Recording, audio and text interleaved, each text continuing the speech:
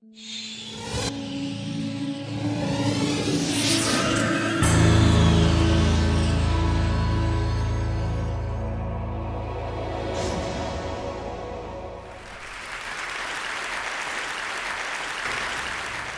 few weeks ago, I had a chance to go to Saudi Arabia. And the first thing I wanted to do as a Muslim was to go to Mecca and visit the Kaaba, the holiest shrine of Islam. And I did that. I put on my ritualistic dress, I went to the Holy Mosque, I did my prayers, I observed all the rituals. And meanwhile, besides all the spirituality, there was one mundane detail in the Kaaba that was pretty interesting for me. There was no separation of sexes. In other words, man and woman were worshipping all together. They were together while doing the tawaf, the circular walk around the Kaaba. They were together while praying. And if you wonder why this is interesting at all, you have to see the rest of Saudi Arabia. Because this is a country which is strictly divided between the sexes. In other words, as men, you are not simply supposed to be in the same physical space with women. And I noticed this in a very funny way. I left the Kaaba to eat something in downtown Mecca. I headed to the nearest Burger King restaurant, and I went there. I noticed that there's a male section which is carefully separated from the female section, and I had to pay, order, and eat at the male section. It's funny, I said to myself, you can mingle with the opposite sex at the Holy Kaaba, but not at the Burger King? Quite ironic. Ironic, and it's also, I think, quite telling. Because the Kaaba and the rituals around it are relics from the earliest phase of Islam, that of Prophet Muhammad. And if there was a big emphasis at the time to separate men from women, the rituals around the Kaaba could have designed accordingly. But apparently, that was not an issue at the time. So the rituals came that way. This is also, I think, confirmed by the fact that the seclusion of women and creating a divided society is something that you also do not find in the Quran, the very core of Islam, the divine core of Islam that all Muslims, including myself, believe. And I think it's not an accident that you don't find this idea in the very origin of Islam, because many scholars who study the history of Islamic thought, Muslim scholars or Westerners, think that actually the practice of dividing men and women physically came as a later development in Islam, as Muslims adopted some pre-existing cultures and traditions of the Middle East. Seclusion of women was actually a Byzantine and Persian practice, and Muslims adopted that and made that a part of their religion. And actually, this is just one example of a much larger phenomenon. What we call today Islamic law, and especially Islamic culture, and there are many Islamic cultures actually, the one in Saudi Arabia is much different from where I come from, Istanbul or Turkey. But still, I mean, if you're going to speak about a Muslim culture, this has a core, the divine message, which began the religion, but then many traditions, perceptions, many practices were added on top of it. And these were traditions of the Middle East, medieval traditions. And there are two important messages, I think, or two lessons to take from that, reality. First of all, Muslims, pious, conservative, believing Muslims who want to be loyal to their religion should not cling on to everything in their culture, thinking that that's divinely mandated. Maybe some things are bad traditions and they need to be changed. On the other hand, the Westerners who look at Islamic culture and see some troubling aspects should not readily conclude that this is what Islam ordains. Maybe it's a Middle Eastern culture that became confused with Islam. There is a practice called female circumcision. It's something terrible, horrible. It is basically an operation to deprive women from sexual pleasure. And Westerners, Europeans or Americans who didn't know about this before, faced this practice within some of the Muslim communities who migrated from North Africa. And they've thought, oh, what a horrible religion that is, which ordains something like that. But actually, when you look at female circumcision, you see that it has nothing to do with Islam. It's just a North African practice, which predates Islam. It was there for thousands of years. And quite tellingly, some Muslims do practice that. The Muslims in North Africa, not in other places. But also the non-Muslim communities of North Africa, the animists, even some Christians and even a Jewish tribe in North Africa is known to practice female circumcision. So what might look like a problem within Islamic faith might turn out to be a tradition that Muslims have subscribed to. The same thing can be said for honor killings, which is a recurrent theme in the Western media, and which is, of course, a horrible tradition. And we see it thoroughly in some Muslim communities, that tradition. But in the non-Muslim communities of the Middle East, such as some Christian communities, Eastern communities, you see the same practice. We had a tragic case of an honor killing within Turkey's Armenian community just a few months ago. Now, these are things about general culture, but I'm also very much interested in political culture and whether liberty and democracy is appreciated or whether there's an authoritarian political culture in which the state is supposed to impose things on the citizens. And it is no secret that many Islamic movements in the Middle East tend to be authoritarian, and some of the so-called Islamic regimes, such as Saudi Arabia, Iran, and the worst case was the Taliban, in Afghanistan, they are pretty authoritarian, no doubt about that. For example, in Saudi Arabia, there is a phenomenon called the religious police, and the religious police imposes the supposed Islamic way of life on every citizen by force. Like women are forced to cover their heads, wear the hijab, the Islamic head cover. Now that is pretty authoritarian, and that's something I'm very much critical of. But when I realized that the non-Muslim or the non-Islamic minded actors in the same geography sometimes behave similarly, I realized that the problem is maybe lies in the political culture of the whole region, not just Islam. Let me give you an example. In Turkey, where I come from, which is a hyper-secular republic, until very recently, we used to have what I call secularism police, which would guard the universities against Wales students. In other words, they would force students to uncover their heads. And I think forcing people to uncover their head is as tyrannical as forcing them to cover it. It should be the citizen's decision. But when I saw that, I said, maybe the problem isn't just a authoritarian culture in the region, and some Muslims have been influenced by that, but the secular-minded people can be influenced by that. Maybe it's a problem about the political culture, and we have to think about how to change that political culture. Now, these are some of the questions I had in mind about a few years ago when I sat down to write a book. I said, well, I will make a research about how Islam actually came to be what it is today, and what roads were taken, and what roads could have been taken. The name of the book is Islam Without Extremes, a Muslim Case for Liberty. And as the subtitle suggests, I looked at Islamic tradition and the history of Islamic thought from the perspective of individual liberty. And I tried to find what are the strengths with regards to individual liberty. And there are strengths in Islamic tradition. Islam actually, as a monotheistic religion which defined man as a responsible agent by itself, created the idea of the individual in the Middle East and saved it from the communitarianism, the collectivism of the tribe. You can derive many ideas from that. But besides that, I also saw problems within Islamic tradition. But one thing was curious. Most of those problems turn out to be problems that emerged later, not from the very divine core of Islam, the Quran, but from, again, traditions and mentalities, or the interpretations of the Quran that Muslims made in the Middle Ages. The Quran, for example, doesn't condone stoning. There is no punishment on apostasy. There is no punishment on personal sins like drinking. These things which make Islamic law, the troubling aspects of Islamic law, were later developments and later interpretations in Islam. Which means that Muslims can today look at those things and say, well, the core of our religion is here to stay with us. It's our faith, and we will be loyal to it. But we can't change how it was interpreted, because it was interpreted according to the time and milieu in the Middle Ages. Now we are living in a different world with different values and different political systems. That interpretation is quite possible and feasible. Now, if I were the only person thinking that way, but we would be in trouble. But that's not the case at all. Actually, from the 19th century on, there's a whole revisionist, reformist, whatever you call it, tradition, a trend in Islamic thinking. And these were intellectuals or statesmen of the 19th century and later the 20th century, which looked at Europe, basically, and saw that Europe has many things to admire, like science and technology. But not just that, also democracy, parliament, the idea of representation, the idea of equal citizenship.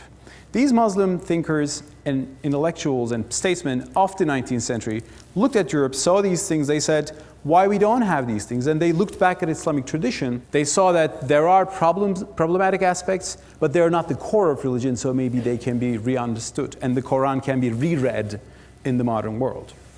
That trend is generally called as Islamic modernism, and it was advanced by intellectuals and statesmen, not just as an intellectual idea, though, but also as a political program. And that's why, actually, in the 19th century, the Ottoman Empire, which then covered the whole Middle East, made very important reforms. Reforms like giving Christians and Jews an equal citizenship status, accepting a constitution, accepting a representative parliament, advancing the idea of freedom of religion. And that's why the Ottoman Empire, in its last, actually, decades, turned into a proto-democracy, a constitutional monarchy. And freedom was a very important political value at the time. Similarly, in the Arab world, there was what the great Arab historian Albert Hourani defines as the liberal age. He has a book, Arabic Thought in the Liberal Age. And the liberal age he defines is 19th century and early 20th century. Quite notably, this was the dominant trend in the early 20th century among Islamic thinkers and statesmen and theologians. But there is a very curious pattern in the rest of the 20th century, because we see a sharp decline in this Islamic modernist line. And in place of that, what happens is that Islamism grows as an ideology which is authoritarian, which is quite strident, which is quite anti-Western, and which wants to shape society based on a utopian vision. So Islamism is the problematic idea that really created a lot of problems in the 20th century Islamic world. And even in the very extreme forms of Islamism led to terrorism in the name of Islam, which is actually a practice that I think is against Islam, but some obviously extremists did not think that way. But there's a curious question. If Islamic modernism was so popular in the 19th and early 20th century, why Islamism became so popular in the rest of the 20th century? And this is a question, I think, which needs to be discussed carefully. And in my book, I went into that question as well. And actually, you don't need to be a rocket scientist to understand that. Just you look at the political history of the 20th century and you see, well, things have changed a lot. The context have changed. In the 19th century, when Muslims were looking at Europe as an example, they were independent. They were more self-confident. In the early 20th century, with the fall of the Ottoman Empire, the whole Middle East was colonized. And when you have colonialization, what do you have? You have anti-colonialization. So Europe is not just an example now to emulate, it's an enemy to fight and to resist.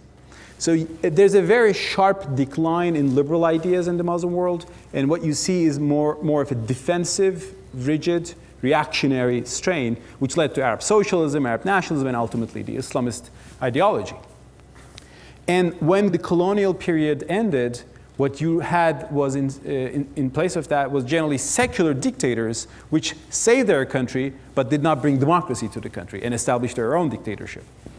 And I think the West, at least some powers in the West, particularly the United States, made the mistake of supporting those secular dictators, thinking that they are more helpful for their interests. But the fact that those dictators suppressed democracy in their country and suppressed Islamic groups in their country actually made the Islamists much more strident. So in the 20th century, you had this vicious cycle in the Arab world where you have a dictatorship suppressing its own people, including the Islamic pious, and they're reacting in reactionary ways. There was one country, though, which was able to escape or stay away from that vicious cycle. And that's the country where I'm coming from. That's Turkey.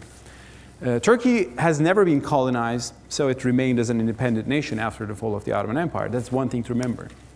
So it did not share the same anti-colonial hype that you can find in some other countries in the region. Secondly, and most importantly, Turkey became a democracy earlier than any of the countries we were talking about. In 1950, Turkey had the first free and fair elections, which ended the more autocratic secular regime which was in the beginning of Turkey. And the pious Muslims in Turkey saw that they can change the political system by voting.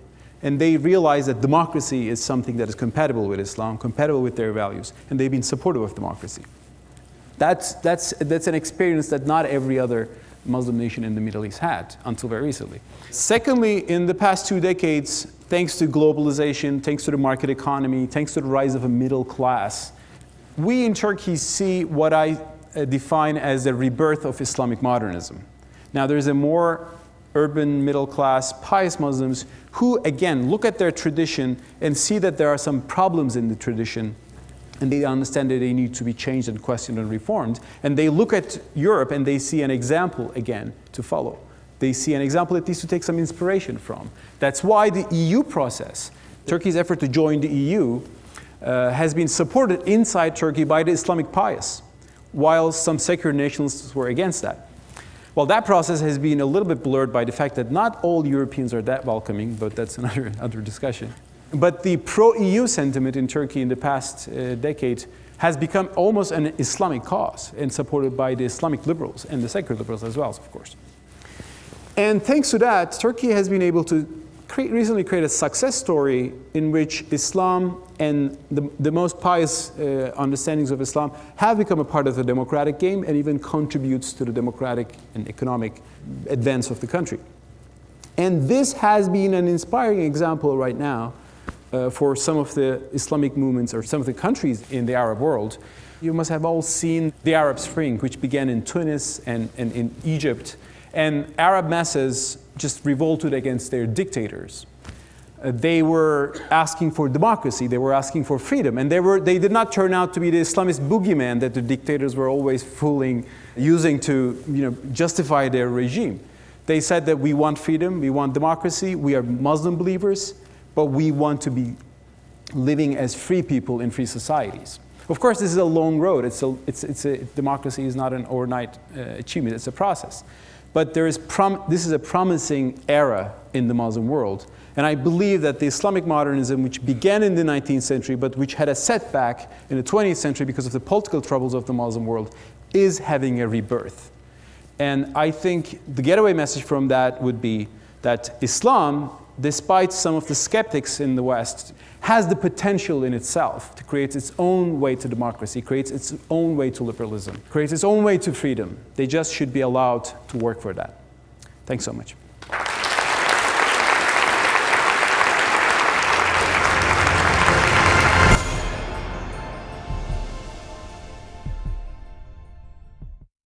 Libya's interim president Mohammed al-Maghrib visited a Benghazi hospital on Friday where he met with injured Libyan security personnel.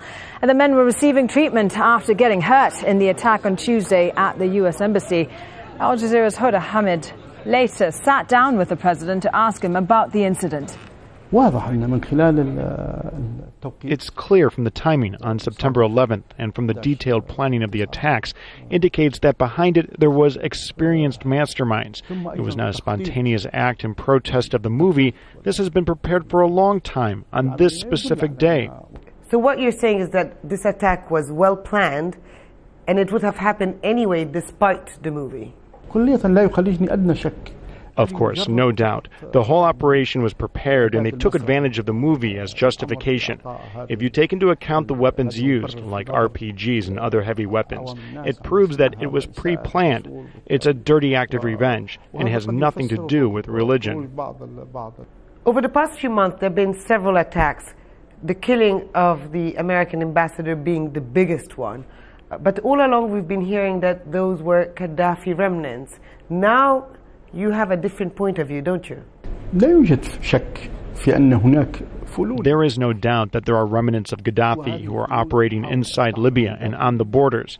But if the killers were from the former regime and they had the ability to execute such attacks, they would have chosen another date. They would have targeted the leadership in Tripoli or government institutions, not the U.S. consulate in Benghazi. It's impossible that this operation can be from the former regime.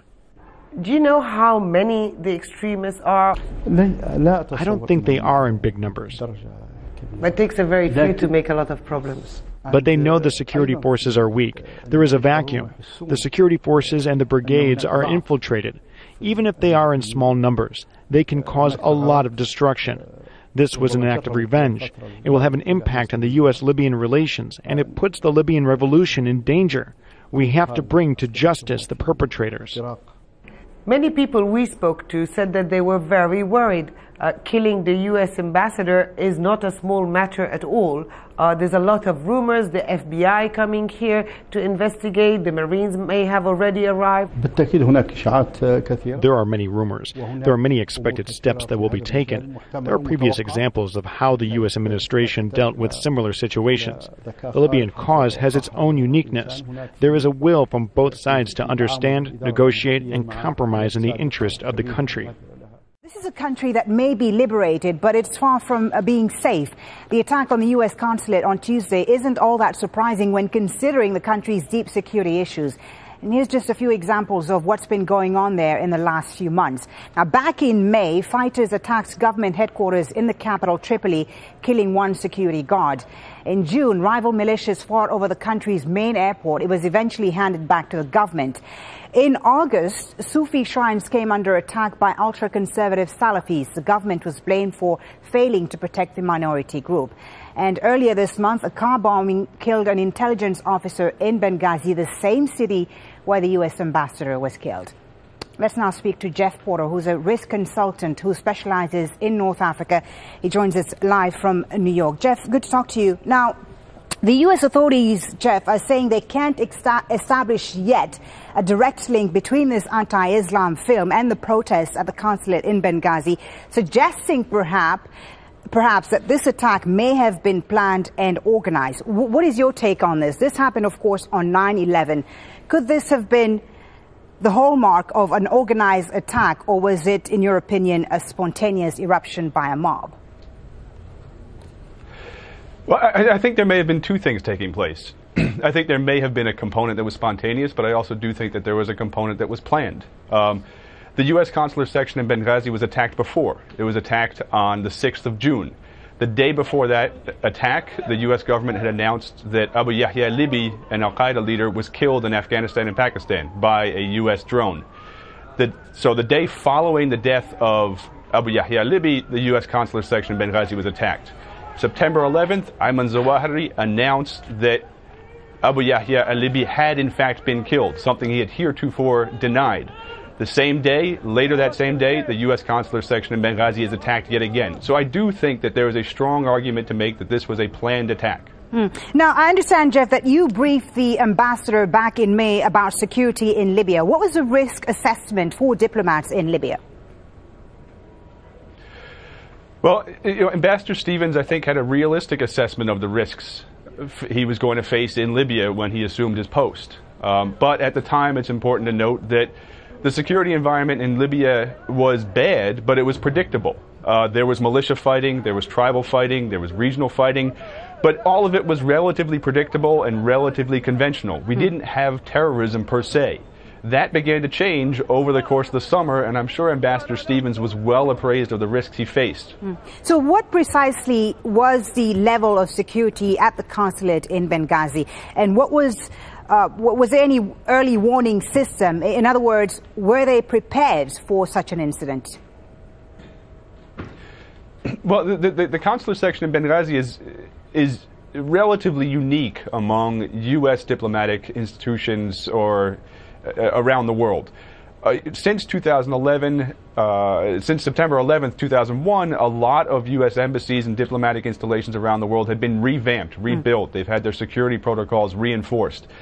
That didn't happen in Libya. Diplomatic ties were only reestablished with Libya in 2006. So it was very difficult for the United States to implement the security protocols at its embassies and consular sections in Libya that it had elsewhere around the world. So was there then a breakdown in security at the consulate? Talk us through, Jeff, because you're an expert on this. Talk us through what happens in these situations when there's a perceived threat on the mission. What's the protocol? Aren't officials supposed to be taken to a safe location when there's a perceived threat on the mission? What happens in these circumstances? Well, it appears as if security protocol was followed at the consular section. Ambassador Stevens was taken to a safe room, but there seems to have been a technical breakdown or some sort of perimeter breach that resulted in the assailants entering the compound. We are hearing initial reports that the compound came under a coordinated mortar assault which seems to have indicated, further corroborates the view that this was a planned attack. Now, Ambassador Stevens didn't die from a wound or a gunshot. Instead, it appears as if he had died from smoke inhalation due to a failure of the ventilation system in the safe room in which he was hiding. Okay, just one last question, and just to clarify for our viewers, why is it that it was Libyan forces guarding the embassy in the first place? And is this the case in other U.S. missions around the world? Yes, it is the case at other U.S. missions around the world. There is always a local force component to to the security at U.S. embassies around the world. There is a representation from the U.S. military forces at U.S. diplomatic installations, but local security does provide most of the security at these embassies and consular sections. And just one last question, Jeff, if I can. No, we're hearing now that there are two warships that are possibly heading towards the Libyan coast. I mean, what could that entail? What are we looking at here, you think? Well, first, I think it's a show of force. That it sends a clear signal that the U.S. military presence is going to be intensified in Libya as a consequence of the death of its ambassador there.